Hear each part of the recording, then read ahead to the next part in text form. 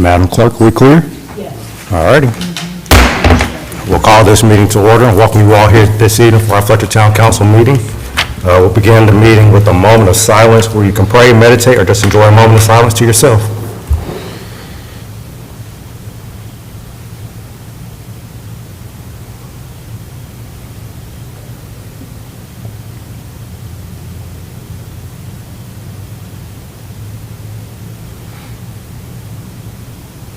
Thank you. If you'll join me in a pledge of allegiance.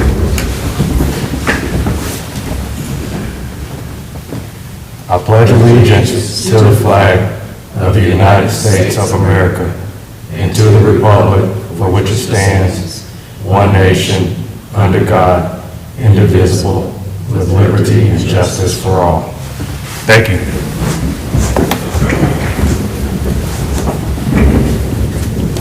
And I don't think we have anybody signed up for public comment, but is there anybody that wishes to speak?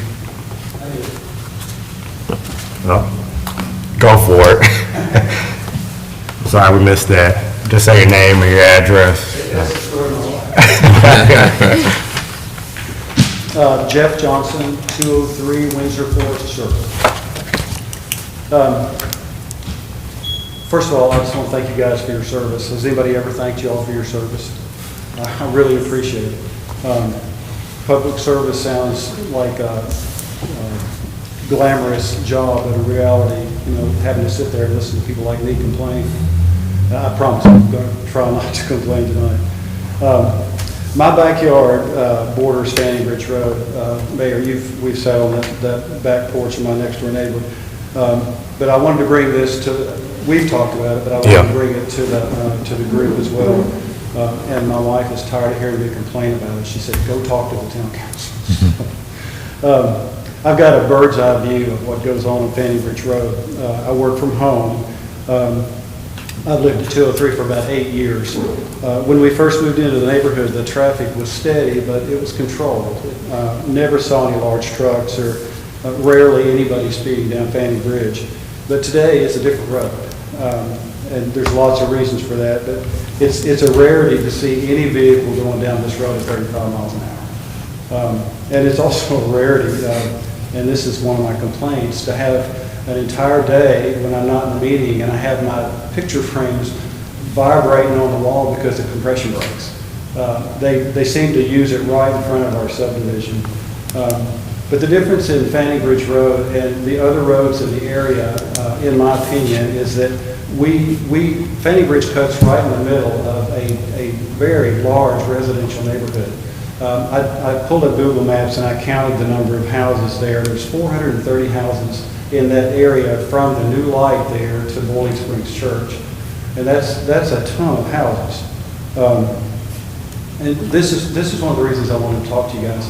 Over the past months, in the afternoons, I like to sit on my porch. I built a porch out back. And I have witnessed school buses coming and stopping there at Wildwood subdivision. And I have seen pickup trucks and cars pass those school buses while those kids are getting on and off the bus. Just all they do is honk their horn and they just speed on by. It's a dangerous situation in my opinion.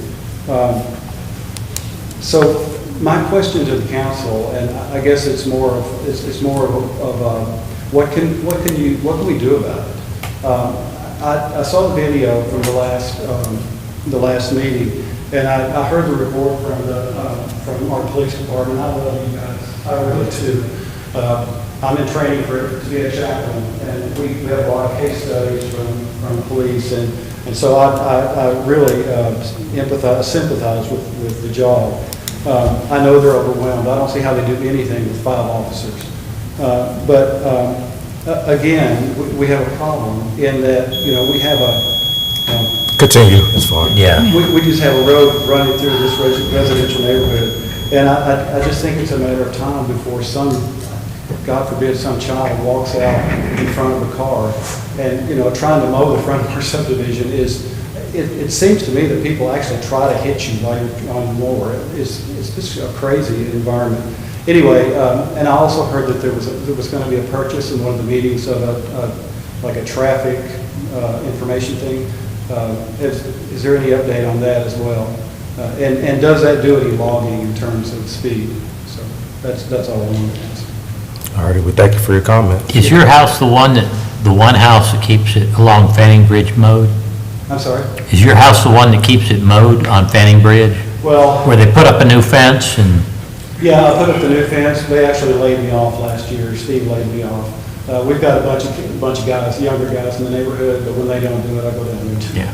So, And most of the homes that are along Fanning Bridge on Windsor Forest, the property goes beyond their fences to Fanning Bridge Road, right? yeah. So anyway, I appreciate you guys. We thank you. Thank you. Is there anybody else that wishes to speak during public comment? All righty. I'm sorry, go ahead, I know Mark. we don't typically go back and forth, engage, and answer questions right after public input. Just real quick. Sure. The speed, the radar trailer that we've been talking about, it's ordered. It's going to take several months to get in, but I think we're still a month or two away from, at least from that coming in. But when the new fiscal year started, we did order it. So the only other thing we've talked about is maybe, and it would have to get approval from DOT because it's Fanning Bridge Road. There was a little bit of discussion about one of those radar units that are, you'd have to be attached to a speed limit sign. That's the only way it'd be allowed out there. But the radar trailer that can be moved around, that's been ordered. So. Did you hear that okay, sir? I did not. I thought so. He was saying it's going to be a couple of months. It is on order, so it has been addressed. But I do understand that this device does not record any information. It just basically flashes the speed and hopefully deterring people from speeding. And I think it has flashing lights. It records data too. It does Yeah, record the data? yeah, the radar trailer that we've ordered. but does it record information on the vehicle? In other words, would you be able to know who owned the vehicle? No, not that type of, not that level Yeah. of data Yeah, collection, that's what I no. thought. It'd be like similar to, It would tell you what their speed is. yeah, we've got Gotcha. traffic monitoring Right, equipment right. that's, we call it traffic survey equipment. It's something similar to that. Right. All righty, we thank you. Next, before I move into the agenda, I want to do a quick proclamation for Filipino American History Month, and I'll read the proclamation, and then you all can come up and I'll present it to you. Council's okay with that? Yep. Absolutely. All right, for Filipino American History Month in 2023, whereas October is designated Filipino American History Month to commemorate the arrival of Filipinos in America on October 18, 1587, landing in Morro Bay off the coast of California as part of the Manila Galleon trade from the Manila to Acapulco that began in 1565, and whereas Filipino American History Month honors the history and experiences of Filipinos in the United States, in October 2009, the U.S. Congress recognized October as Filipino American History Month. Various states, counties, and municipalities have established proclamations and resolutions declaring observance of Filipino American History Month, including the state of Georgia in 2021. And whereas Filipino Americans have made significant contributions in the areas of civil rights, education, politics, entertainment, the armed forces, and in many other endeavors, the Filipino American community is the second largest Asian American group in the nation. And whereas the number of Filipino Americans have been historically large on the West Coast, there are growing communities of Filipino Americans in North and South Carolina, Virginia, and Georgia.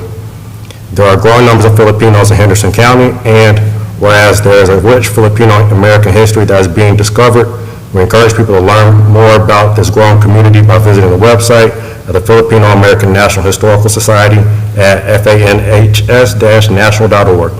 Now, therefore, I, Preston Blakely, Mayor of the Town of Fletcher, North Carolina, proclaim that October be declared Filipino American History Month. And I'll present this to you all.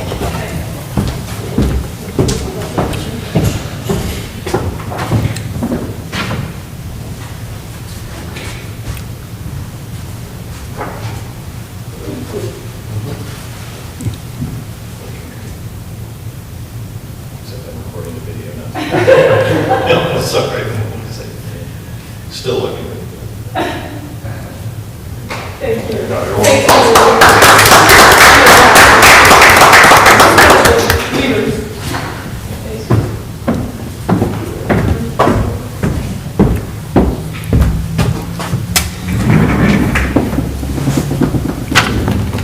And we thank you both. Thank you. Thank you all for doing this. Absolutely. All righty, we'll move into our agenda. Item number 1, the approval of the minutes. Are there any corrections, additions, deletions to the minutes presented? Okay, if not, is there a motion to approve the minutes as presented? I'll make the motion. We have a motion to approve the minutes as presented. Is there a second? Second? Okay, we have a motion and a second. Is there any discussion? Seeing none, all those in favor of approving the minutes say aye. Aye. Those opposed? Motion carries. Moving on, the council updates, if there are any. The only update I have is, I wanted to mention that Sheila and I went last Wednesday over to visit the Fernleaf School. Until we had the groundbreaking of our basketball court there in the park, I didn't even know they were open. I saw a couple people there and said, oh yeah, we're teaching over there already. So they invited us over and we took a tour, and for anybody else on council, if you get an opportunity, I'd highly recommend you go over and take a look at that place. It's unbelievable. It's beautiful. And the name, the Fernleaf Wildlife Campus, fits it very well. I mean, it's a gorgeous, gorgeous building, and it's a neat facility, and they're still working on the next phase of it. I say I've been up there too, and it was really well done. We look forward to hearing from y'all in a little bit too. Any other updates from council? All righty. Moving on to item number 3, the consent agenda. Any questions, comments, concerns to any item there? Seeing none, is there a motion to approve the consent agenda as presented? Make a motion? Okay, we have a motion to approve the consent agenda as presented. Is there a second? Second? All right, we have a motion and a second. Is there any discussion? Seeing none, all those in favor of approving the consent agenda as presented, say aye. Aye. Those opposed? Motion carries. Moving on to item number 4, the public hearing to receive comments regarding a potential amendment to the town charter to change to the nonpartisan plurality method for the town municipal elections. Mr. Manager? Okay. So last week I had mentioned that, so this is a follow-up item from the September special call meeting where you set a public hearing for the regular meeting tonight. And this largely came about as a result of, it was a Senate Bill 265 that was introduced in the last General Assembly session. And this moved your municipal elections from formerly odd-numbered years to even-numbered years. And in order to implement this, all of your terms had to be extended 1 year. And so at the upcoming election in 2024, you also ran into some logistical issues with the filing. You've heard from the Director of Elections, kind of the alternatives. And it was suggested, first worked on by the City of Hendersonville, and they shared some information with us. And also the Village of Flat Rock, they're also going to be looking at following similar suit. But what the public hearing is for is to hear comments about, if anyone has any comments, about changing your charter from the primary, nonpartisan primary method of elections to a nonpartisan pluralism method. So the nonpartisan pluralism method basically allows you to skip the primary, and there's no need for a primary to be held. And formerly, you had to hold a primary if you had more than 2 candidates filing for a seat. But now going to this pluralistic method, it allows you to bypass that and have a faster election, and also the filing period. You would only file in July, and there would be no need for a filing period in March. But I mean, December, excuse me. There's still a primary, but you just take the top 2 people or something for the general election? No primary. No primary at all? No Okay. primary, yeah. There's 5. That's even better. 5 go on. Yep. So under the plurality, so the former, you had to have a simple majority Right. determined, and that's why if you had more than 2 filing, you had to go to a primary to try to determine that, so that get to Right. 2 top vote getters if you had more than 2, to get it to the general election where you'd have a clear majority, unless, it Right. was a tie Right. for some unusual reason. So now with the plurality, you don't have to get a simple, it's just a top vote getter. Okay. And it's a simpler process because you don't have, in the event you have to have a primary, there is no need for one. It's just whoever files then winds up on the ballot for the general election. But we would probably still have the elections here for the county, right? During the normal primary time? Yes, yeah. So all the elections that are up in even-numbered years, which includes the county, well, they'll still have a primary method, but all those elections still be held here. Gotcha. You just have an abbreviated version, and, it gives time, if there's only a filing in July, then before the November general election for absentee ballots and things like that. All right, any other questions before we enter public hearing? All right, is there a motion to enter public hearing? So moved. We have a motion, is there a second? Second. We have a motion and a second, any discussion? All those in favor of entering public hearing, say aye. Aye. Those opposed? We're in the public hearing. At this time, for sure, I don't think anybody signed up for the public hearing. Is there anybody who wishes to speak? Okay, is there a motion to close the public hearing? Make a motion? We have a motion to close the public hearing. Is there- Second. Okay, we have a motion and a second to close the public hearing. Any discussion? All those in favor of closing the public hearing, say aye. Aye. Those opposed?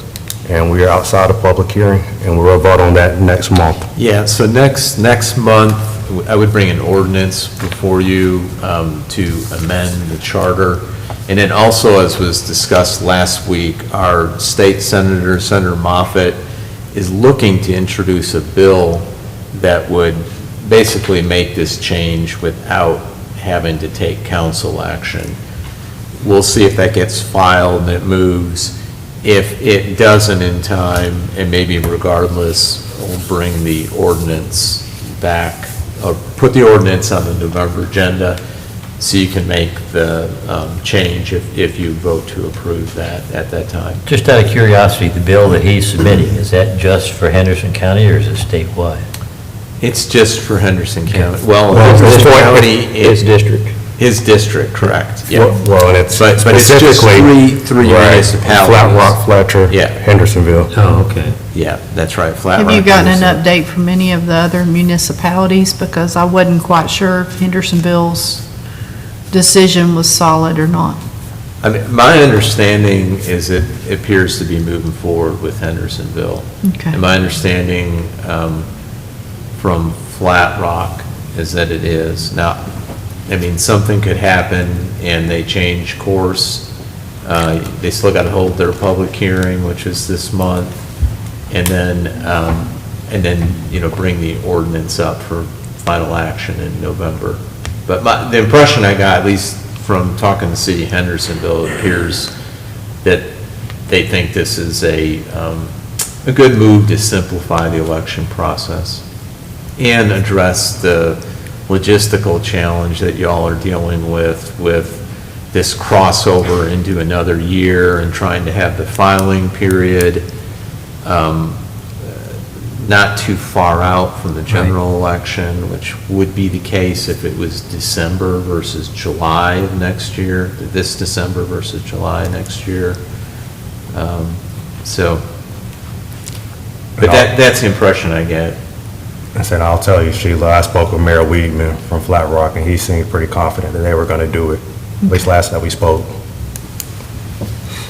Anything else on that item? All righty, moving on to item number 5, the request for a potential cost share arrangement for installation of crosswalk on Howard Gap Road. Mr. Luplow, the floor is yours, sir, and thank you for being here. Good evening, everyone. Thank you for having me. I know some of you better than others, but I am Michael Luplow, the Executive Director of Fernley Community Charter School, joined here tonight by our Chief Financial Officer, Scott McDonald, and my son, Oscar Luplow.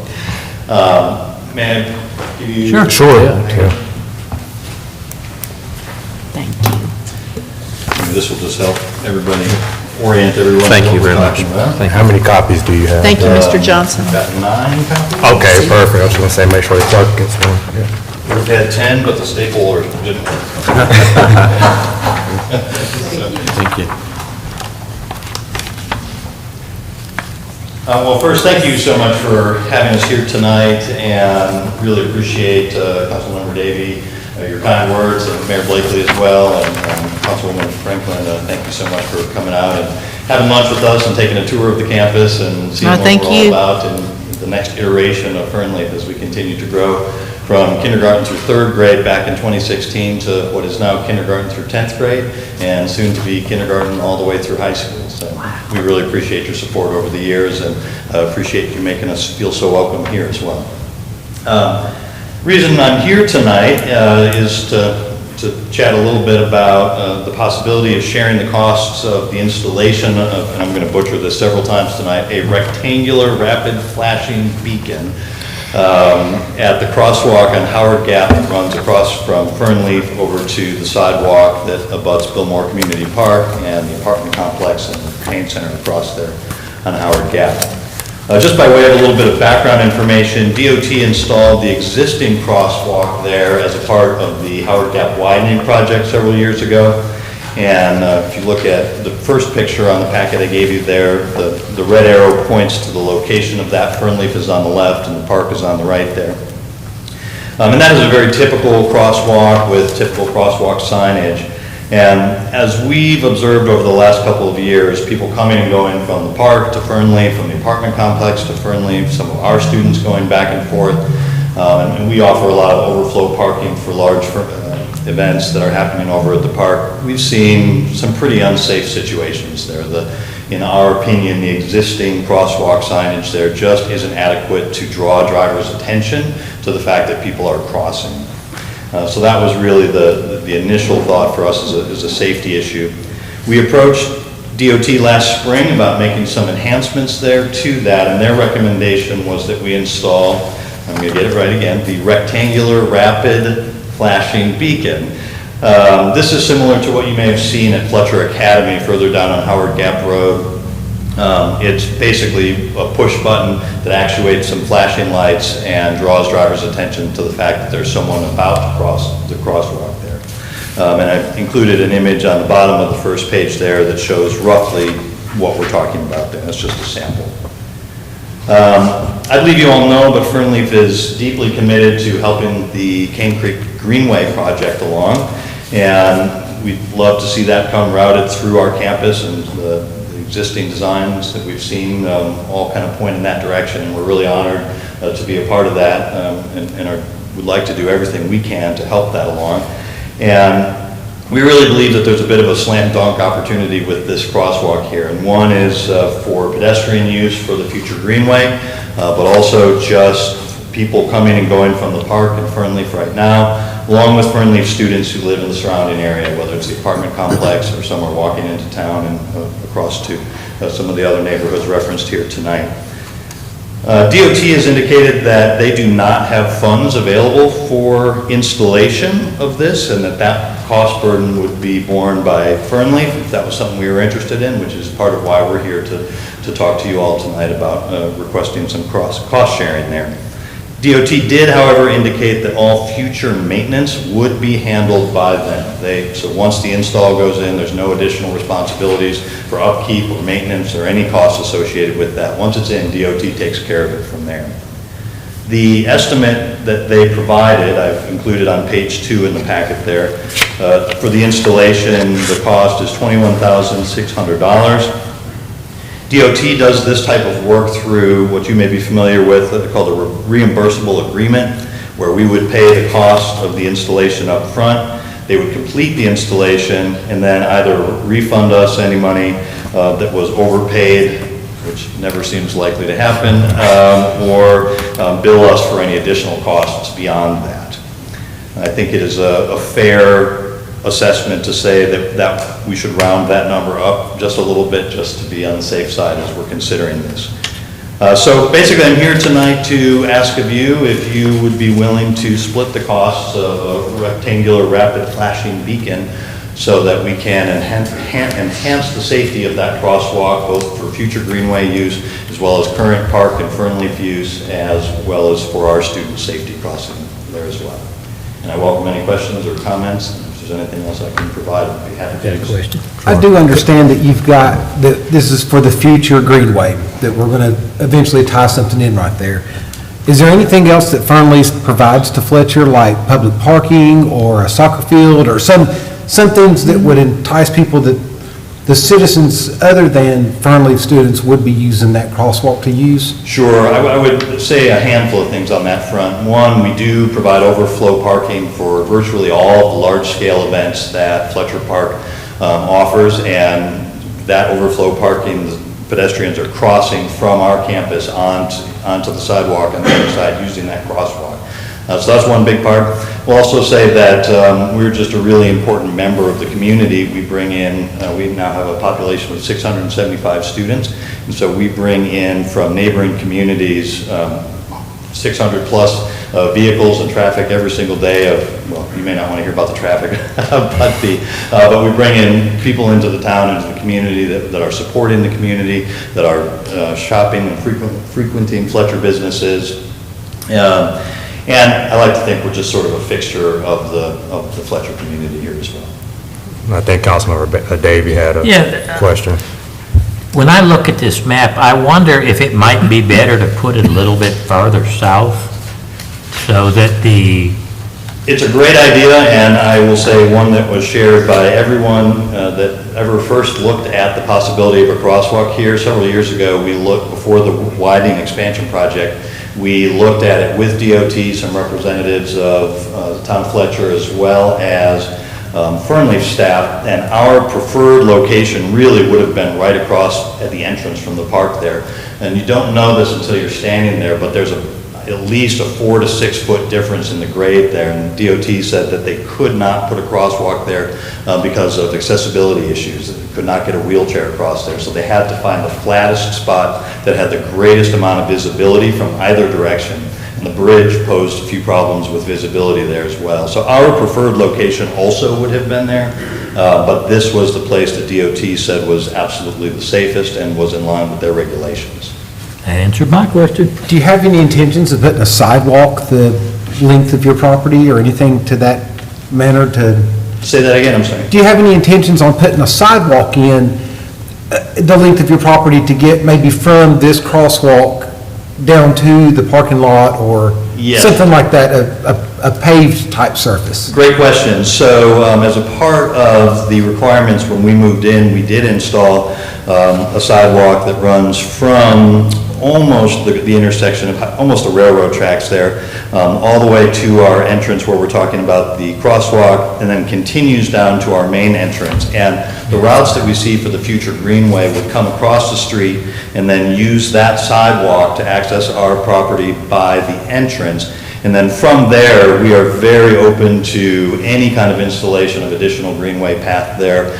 So far, we've discussed things like crushed granite. I know there's also a big push for things like asphalt for the greenway, which my understanding is more cost-effective and more in line with what we're looking for the future. But so Fernleaf is certainly open to extending any of that pedestrian footpath in the form of sidewalk or crushed granite paths or anything else we might come up with through our property and along the length of Cane Creek in accordance with whatever plans we can come up with for the greenway.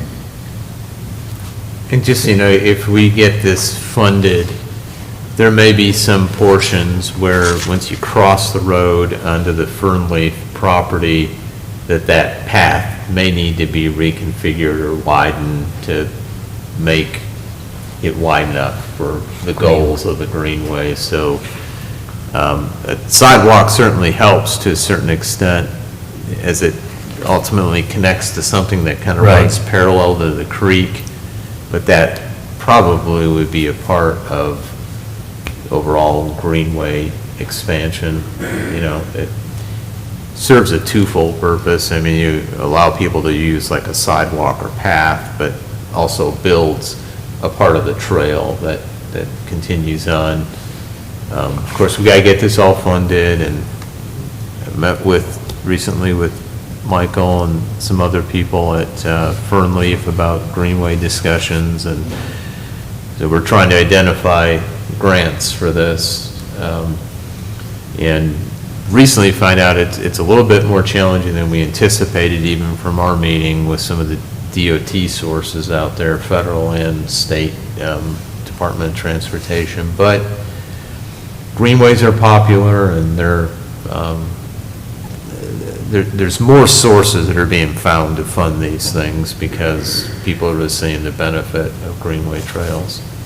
So I'm just trying to clarify, is there or is there not like a handicap or wheelchair accessibility path, walkway, something that would connect this crosswalk? I'm just wondering, like, if we had an event and people used your parking lot, have we got an adequate way for them to get a wheelchair from the parking lot up to this crosswalk and then across? Because I know that Fletcher Park has the sidewalks, and we would probably have to extend some sort of thing into our sidewalks for that. So we have handicap parking on our campus, right up against the buildings there, that abuts a sidewalk that then connects directly to the crosswalk. So there is handicap access directly down the sidewalk on our property to the crosswalk, and I am 99% certain that when DOT put this in, the crosswalk in, they made that perfectly smooth and handicapped accessible across there.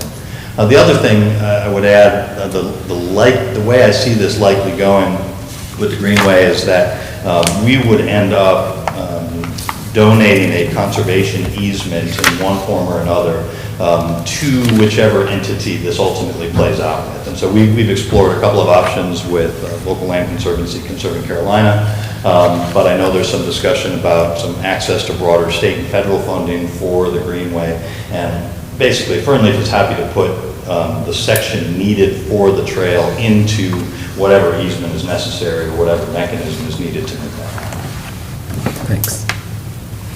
Real quick on your quote, do you feel like this number is pretty solid since it was done back in March? I know that most quotes only last 60 to 90 days. And Yes, it's been I several did months. just confirm with DOT in the last, within the last 3 or 4 weeks. In fact, that was one of the first questions that Mark had was, is this still accurate? And so I did get confirmation that that quote remains correct. Thank you.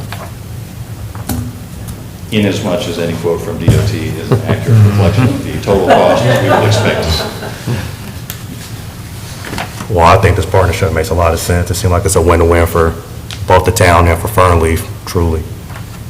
Are any other questions or comments? And so what action would you need from us tonight, if any?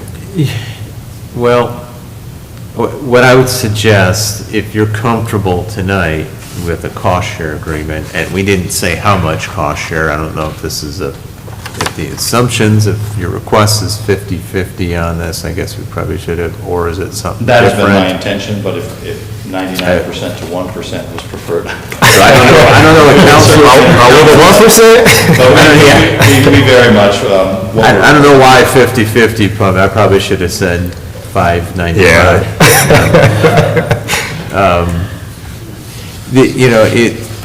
It will be a crossing, we get this Greenway trail built that will, benefit a lot of people that leave the park and go on the Greenway Trail. So I guess that's where I had in the 50/50, if that's what you want to consider, some different ratio of a split, of a cost share, that's fine.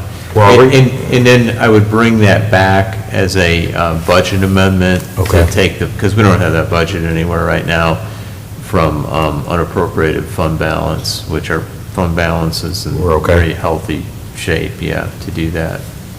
So are we comfortable with the 50/50 split? Yeah. Sounds like it. Okay. So I'll work with our finance and Heather to come back probably at the November meeting with a budget amendment to do that. And then so hopefully we can move forward, so there's not cost changes that occur here. And we'll deal with that if that happens. So. Okay. Sounds good. And thank you all for your partnership with the town. Definitely. Thank you. Appreciate your time, everyone. Thank you. I appreciate it. And your generosity, really. Thank you. Thank you. All righty, moving on to item number 6, the consideration of the legislative priorities for this fiscal year, Mr. Manager. Okay, thank you, Mayor and Council. I went through the list with you last week, and as I mentioned, it's largely the same as compared to last year. The one thing is you added one priority that had to do with asking the state and federal government to provide more resources, and it's the 9th item on the list there, to deal with affordable housing or workforce housing, and it's support for additional federal and state resources to facilitate workforce housing projects. So that was 9, and that was to mirror a little bit of one of the goals that the North Carolina League of Municipalities, their legislative goals list had to do with vibrant communities and neighborhoods. And I know there was some discussion, and I added some clarifying language to item 7. So I just added some language at the end of number 7. So assistance for expanding the availability of water and sewer to unserved areas in Fletcher. And I just put as identified by Fletcher, or you could say it's unidentified by Fletcher Town Council. And in follow-up, I know Sheila had a good suggestion, or a suggestion from last week along the lines of, do we make a specific request within that when we meet with the legislators? And what we could do when we set up these meetings is in light of item number 7, I could get updated numbers from MSD, so the Metropolitan Sewerage District, about what it would cost to expand sewer to, we looked at Westfeld, North Hudson, and Dogwood Terrace, and get updated numbers, and that could be a specific project request that's submitted to our General Assembly members, our legislative delegation. So that's one in advance, and you don't necessarily need to put that specifics in here, but I just added some language as identified by Fletcher. The other was, and we can look at other areas that are not served by sewer, and it's more a sewer issue here than water. And then one other thing I wanted to make, and it doesn't have to be within, if you approve this list of priorities, as we meet with them or set up these meetings, I know we just made some brief mention of greenways, and I think we should be making a request to them, and we can have some specific numbers, at least based on our last cost estimate, with a couple alternatives of extending the greenway out to the Meritor property, to make a specific dollar request. And so, and Eric and I are going to be meeting with Rebecca Robinson from Conserving Carolina, who's been working with us and with Fernleaf about identifying resources for this greenway construction, other grant sources. Some of the ones that we get through the MPO, through the Regional Transportation Group, they've become a little bit more challenging, and I'm hoping we can move up some list, but we just heard like the STP block grant is committed through 2029, and I know Eric talked to you about the Connecting Communities grant, and that's gotten a lot more competitive, but we would certainly want to submit for that, which can provide a good amount of funding with relatively low local match. So I think that should be a specific ask to our delegation members when we meet with them about, hey, here's some ballpark numbers, what we're looking at. And then we have the upcoming planning grant through the MPO to look at our greenway paths and estimated cost estimates on it. And it's really focused on the Meritor one that extends from the park across the Meritor property. So that was just a couple more comments on it as we prepare, if you approve this list for meetings with our legislative delegation. Well, I like the suggestion about adding language about greenway cost. Did that make Yeah. sense? Yeah. Do we have any other questions? Do we have a firm commitment from, who was the owner? Is it David? Charlie Owen? Charlie Owen. Do we have a commitment from them to? We've had he has said he's willing to do that. Okay. We've never had a formal agreement with him, and it's always been, well, as we're getting closer to funding or starting construction on the trail, and we had some discussion about doing just a soft gravel trail, but, we could do some little sections like that. It really doesn't make a lot of sense to go and build some small, soft trails. Yeah. And then be coming back and paving them, which, not just for ADA accessibility and meeting federal requirements, you're going to get much better longevity out of it, and the maintenance costs Especially will be being in a flood much area. lower, yeah, if you do a hard surface. Yeah, some of the flood areas, they washes out with stone, and then you got to add, we have a constant struggle with that at the big park. Yep. So, Okay, sounds good to me. Do you think he's changed his intentions with that property, the way he's built that up, or do we? I don't think That would so. affect us? I don't think so. I mean, we keep trying to reach out to him, and I think Charlie will work with us on it, as he's very community-minded. The part that he's building up is so far away from the stream. Yeah. Because we're looking at, doing something Hugging the parallel. stream. Yeah, hugging the Yeah. streamline. And he can't do anything in there anyway. Not right up on the stream In a like flood that. zone like that, yeah. I mean, you'd have to add a lot of dirt, and you just don't want to do that close to the stream. And you're I dealing was with just the- curious, because we don't quite know his intention with that other piece. Yeah, there's something going on there. The dirt being built up, which we have not, and it's not in the town limits, so they don't Yeah. have, it's a weird little part before the town limits continues on the property across from Meritor, so there's no permitting requirements for the town for that. Yeah, it's generated a lot of phone calls and questions about it, so. But Quick question about what you brought up earlier. Can you expand on the connecting communities piece you said you and Eric was working on? Oh, that's a grant, I believe he had mentioned it to you. I know I put it on the agenda months and months ago. There is it's a newer grant source that's available for local governments, and it's being vetted through the French Broad River MPO, the Regional Transportation Group.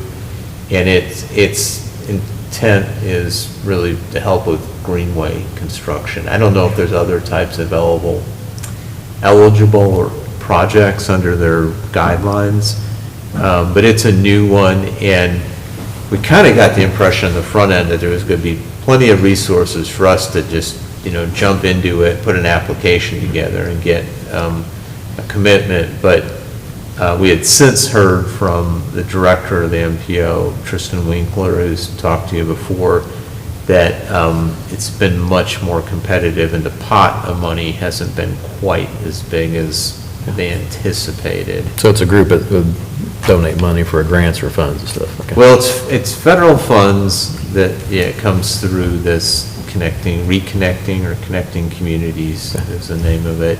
But yeah, thanks for, it's still out there. If, there's a allocation available in our area, we would probably likely apply, similar to that, like STPBG is the Surface Transportation Block Grant monies. That's been one for greenways. We used that for the Highway 25 corridor improvements, the lights, the clock tower, the other monumentation, sidewalks, et cetera, that was STPBG monies. But we just found out that's been, Eric just confirmed last week, that's committed STPBG through 2029 right now, they've got projects. So I didn't get the impression it was that booked out, because usually it's like a year-to-year application process on it, so. But, Rebecca Robinson from Conserving Carolina was saying there's more and more grant sources out there because greenways are, they're a big deal right now, and they're, a great, fairly low impact, nice recreational amenity that, brings people and, quality of life issues, all those things. Yeah, it might be worthwhile, I feel like we always bring up Dogwood at some point, it might be Oh, yeah. worthwhile to see if we fit in their mission and vision and what their grant process Yeah, is. that might be Yeah. one to look at too, right? They're looking for right. good PR right now. Yeah, the hospitals, but that wouldn't be a huge amount of money, they give monies for some things Yeah. like this, and so we're gonna try and look fairly broad, but we really need to go after some of the bigger funders, Sure. because, this is a multi-million-dollar project to get that down there, and if, you do a bridge across to get to the other side, that's expensive, so. And Yeah. kind of along the lines of cost, there's been discussion in the past about connecting to the Hellbender Trail. Do we need to be talking to anybody about that? And Yeah. what that process look like or where are they at right now? The in that? county is heading up a greenway, or has been a greenway initiative, so we've let them know that if We're we continue interested. with the planning grant that we just got, that would look at, now, not necessarily the town building that part, but would look at analyzing the trail, the preliminary layout or design for the trail, and cost estimates, not just ending at Fletcher town limits, Sure. like near the interstate, but beyond, going yeah. underneath it, all the way down to the French Broad, because then it gets connected to the bigger, Trail networks. Hellbender Trail, so, yes. Yeah. When you were referencing, I guess, expanding the grant funding for recreational reason, you were talking about Charlie Owens' property. You are also considering around a trail throughout Meritor property as well, correct? Correct. Because I wouldn't imagine we'd want to get grant funding just to have a trail go to the Meritor property and then have to stop again, because Yeah. I could see some serious issues without not going ahead and putting in a trail. Yeah, Like a trail to nowhere, Right. we want to go ahead and get Well, it all the way around the property. Yeah, every trail eventually ends, and you gotta turn back or go off somewhere. Yeah. This would, it would go across Charlie Owens' property with his permission. Of course, we gotta get it designed right. We may also have to get, for a very small portion, depending on how the final design winds up, or the preferred design, you might have to deal with the Westfelds for a little piece in there. But it's primarily, if we can go across Fernleaf campus, Charlie Owen, possibly the Westfelds, but right now we're seeing that won't be needed. And then the town property, which I'm referring to, the Meritor property, all the way across that. And then I think there's one piece we might have to deal with, the Meritor plant, and continuing to I-26. That gets to the edge of our town limits. But the design, whether the town enters into paying for any part of that or not, I realize it might not be a popular thing to be paying for a trail outside the town limits. But at the minimum, we're trying to get it to go and at least go to the edge of the town limits there near I-26. I'm just hoping for a trail loop around the 90-something acres to be used for recreational, path, bike path, walk path. I mean, yeah, you could look at paths. And then it just on- loops back around. Yeah. Or, I mean, Yeah. yeah, you could look at a loop trail over there as on the Meritor property. I don't really know Right. anybody that wants to get on 26, but No, well, and you don't have to, it would be going under 26. Yes. So Yeah, when they redid the bridges, we had discussions with them, and they told us that they built them in a manner that trails could be taken underneath the bridges. Yeah. And then the idea is to go along Cane Creek, I think still trying to stay on the south side. And also the Taproot Dairy, the new subdivision going in there, they had to make concessions with the county, one of their conditional approvals for the rezoning that had to happen to allow for easement or right-of-way for trail. So, yeah. Do we have any other questions or comments? no, thank you. Do you all want a motion to approve this list? Yes, please. Okay. And in the motion, I'll add something about added greenway language. Was there a motion to approve the legislative priorities list for the town of Fletcher for 2023, 2024? Make What a they did- motion to approve. I'm sorry. No, I was going to say with the addition of some language regarding greenway funding. Is that still okay for your motion? Yes, sir. Okay, we still have a motion. Is there a second? Second. Okay, we have a motion and a second. Is there any discussion? Seeing none, all those in favor of approving the priorities list, say aye. Aye. Those opposed? Motion carries. All righty, moving on to your comments, Mr. Manager. Thank you, Mayor. So last week, I mentioned, and I know we don't, at least we had one resident from Windsor Forest here, and I know they've been particularly interested with the issue with the small cell wireless facilities. So I had shared that we had been talking about an in-person meeting with the Crown Castle folks, which we did on September the 28th, and we conveyed our concerns about the potential of any of them being within a residential neighborhood.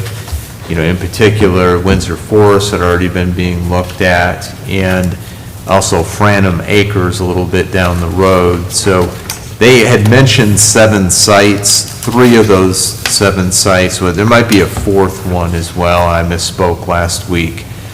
4 of the 3 are in Fletcher proper or close to. The 4th one I didn't mention last week is all the way up Underwood Road, like getting closer to Rockwood Road, but that appears to be in a commercial area, so I don't think that would be an issue as far as the dilemma of trying to keep these out of subdivisions or residential areas. So that one's probably fine. There was another one on Underwood Road that we didn't think would be an issue between Blue Sky and then that's Blue Sky, excuse me, Blue Ghost Brewing and that strip center, Underwood Commerce Park, that open strip center. It's supposed to be on the same side of the road between Blue Ghost and Underwood Commerce Park. Those 2 not a big issue or big deal. But then we had 2 in neighborhoods. One was in Windsor Forest, and would be proposed to be at Mountain Alder Lane and Red Spruce Way. And then the other one in the development would be Franham Acres, which is a little bit down the road there.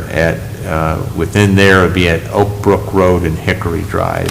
And they've got some above-ground utilities there, so they'd probably be trying to do that to an existing pole.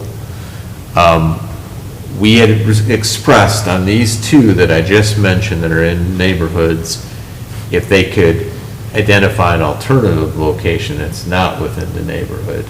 So they're supposed to be coming back to us with some suggestions. We don't know where, but, you know, we expressed the strong concerns of council and the community about that. So I think they're going to try and work with us.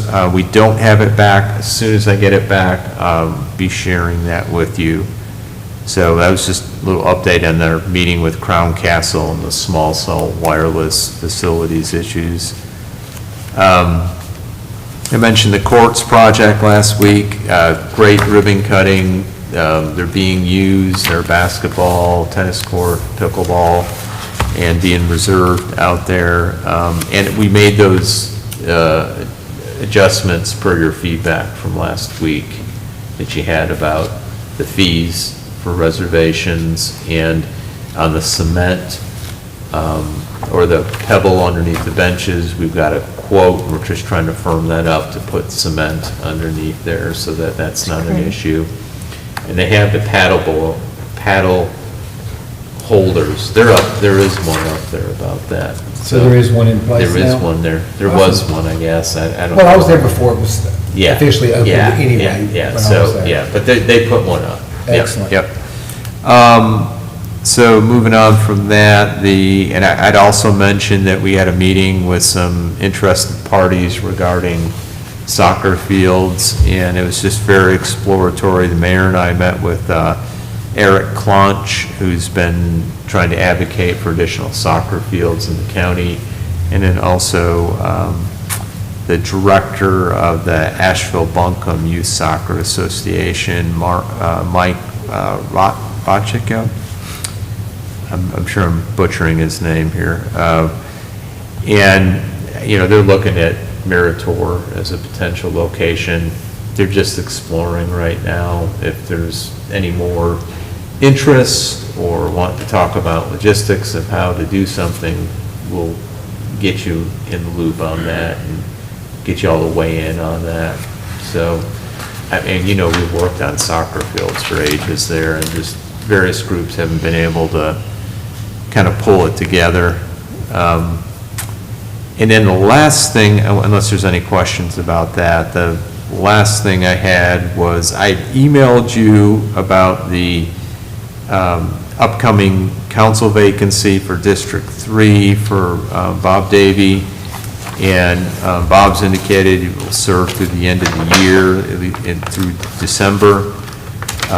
So you indicated you want to do an application process, and I emailed you, and you've got a hard copy on the dais here as well, a public notice that kind of breaks down a process for this and essentially explains what's going on, and that it would open an application period for applications to be received October the 13th through October the 27th. So that's a Friday, 2 weeks, 2-week notice.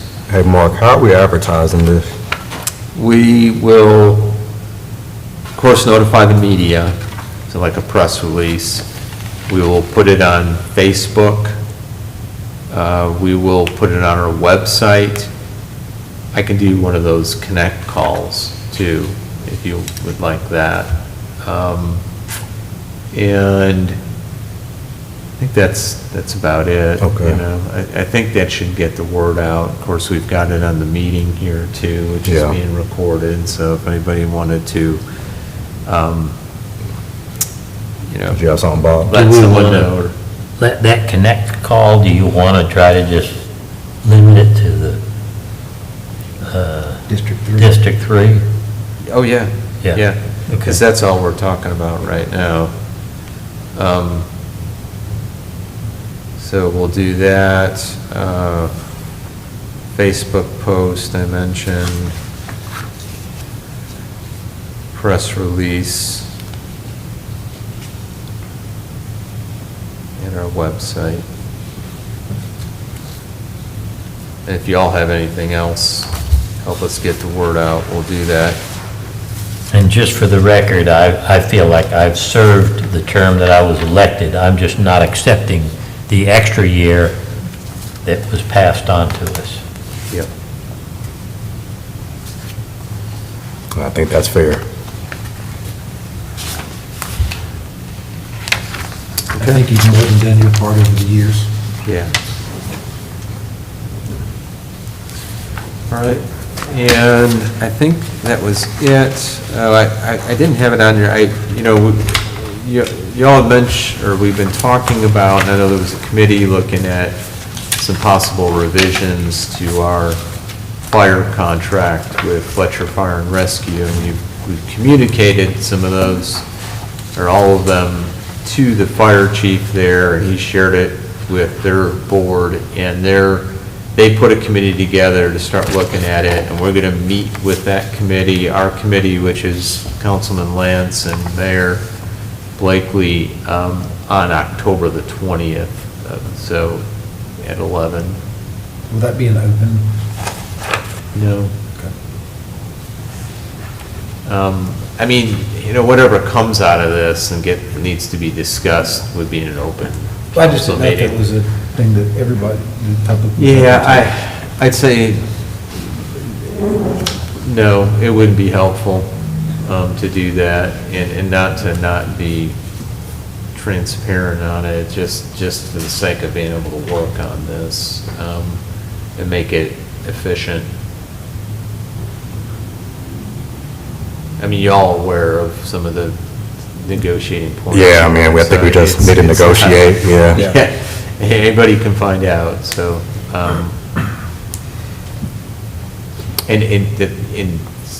to have a majority of council there be violating our open meetings law too, so. Are you meeting with working. the entire board No. at the fire department? Just two. Just two? Yes, Two board members? That's their size of their committees, two. Okay.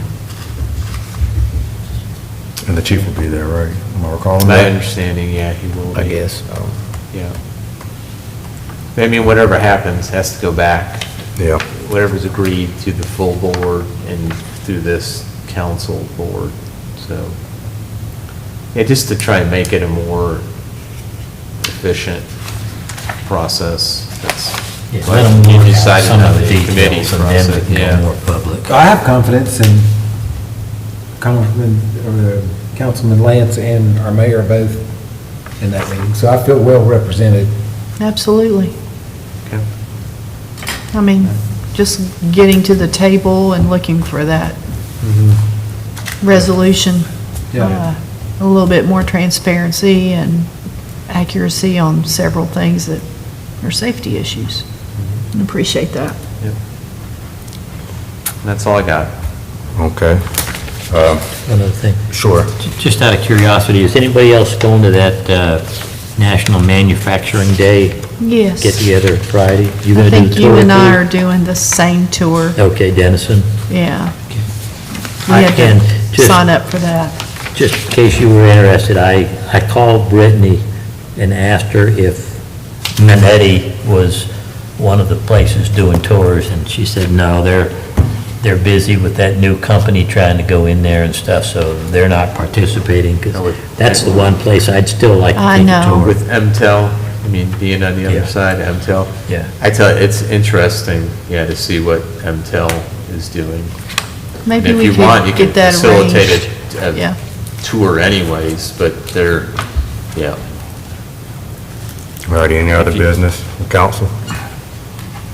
All right, is there a motion to enter closed session for personnel matters? Make a motion? Okay, we have a motion to enter closed session. Do we have a second? Second. Okay, we have a motion and a second. Is there any discussion? Seeing none, all those in favor of entering closed session, say aye. Aye. Those opposed? We're in closed session. And we'll, Yeah, go ahead. I was gonna say, we're gonna go in there. I Okay. forget the name. So you going to that breakfast tomorrow morning?